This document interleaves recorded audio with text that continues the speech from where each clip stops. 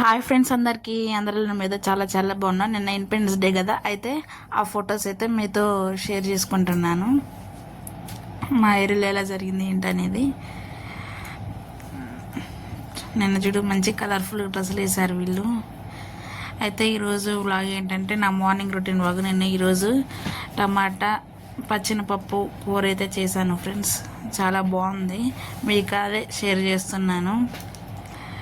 ముందుగా బాండి పెట్టుకొని దాంట్లో ఆయిల్ పోసిన తర్వాత స్పైసెస్ అన్నీ, అంటే మనం అసలు ఏమి వెజిటేబుల్స్, టమాటా, పచ్చెనపప్పు, ఆనియన్స్, ఇంట్లో ఏం కూరగాయలు ఫ్రెండ్స్, అందుకనే సింపుల్గా ఇదైతే తొందరగా అయిపోద్దని ఇదైతే చేశాను. సరేనా, ఫస్ట్ టైం మన వీడియో చూసినట్టయితే స్కిప్ చేయకుండా లాస్ట్ వరకు చూడండి, అలా అయితే మీకు ఈ వీడియో అర్థమవుతుంది. తర్వాత బాండి పెట్టుకున్న తర్వాత ఆయిల్ పోసి ఆనియన్స్ వేస్తున్నాను. ఇంకొకసారి వేయించింది అలాగే వేసుకుంటే తొందరగా అయిపోద్ది కర్రీ అని అన్నీ ఒకేసారి వేసాను. ఫ్రెండ్స్, మన వీడియో చూసినారు కానీ ఎవరైతే లైక్ చేయట్లేదు, సబ్స్క్రైబ్ చేయట్లేదు, సరేనా ఫ్రెండ్స్? లైక్ చేయండి, సబ్స్క్రైబ్ చేయండి, సరేనా? పల్లెటూరులో ఏముంటుంది ఫ్రెండ్స్, సింపుల్గా విలేజ్ స్టైల్గా గడిచిపోతుంది మన లైఫ్ అయితే.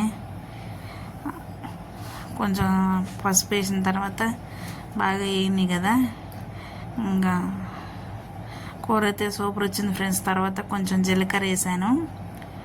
జీలకర్ర ఎందుకు వేసుకుంటున్నాను ఏంటంటే, అంటే మనం తింటాం కదా, మనకి అట్టే ఫామ్ కాకుండా కొంచెం జీర్ణం ఇది అంటారు కదా జీలకర్ర తింటే, అందుకే నేను ప్రతి కూరలో అయితే జీలకర్ర యాడ్ చేస్తాను.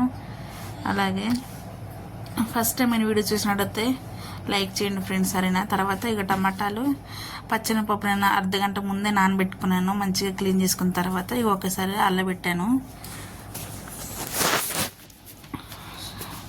ఒక అర్ధగంట ముందు నానబెట్టుకుంటే మంచిగా నానుతాయి, సరేనా? ఇలా తిప్పుకున్న తర్వాత మీకు అదే చూపిస్తున్నా.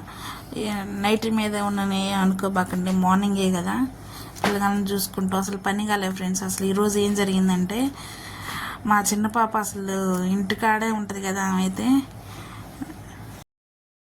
మా చిన్న పాప ఏం చేసిందంటే, ఆమె ఇంటికాడే ఉంటుంది కదా, మా పెద్ద పాపకి స్నానం చేయించడానికని వెళ్ళాను నేను. ఈ లోపు 2 కొడుగుడ్లు బలగొట్టింది ఫ్రెండ్స్. మా పెద్ద పాపకి ఎగ్స్ అంటే చాలా ఇష్టం. రోజు ఒకటి బాయిల్డ్ ఎగ్ పెడతా పిల్లగాళ్ళకి, అంటే చిన్నపిల్లలే కదా, ఇద్దరు హాఫ్ తింటారు, ఒక ఎగ్గే తింటారు.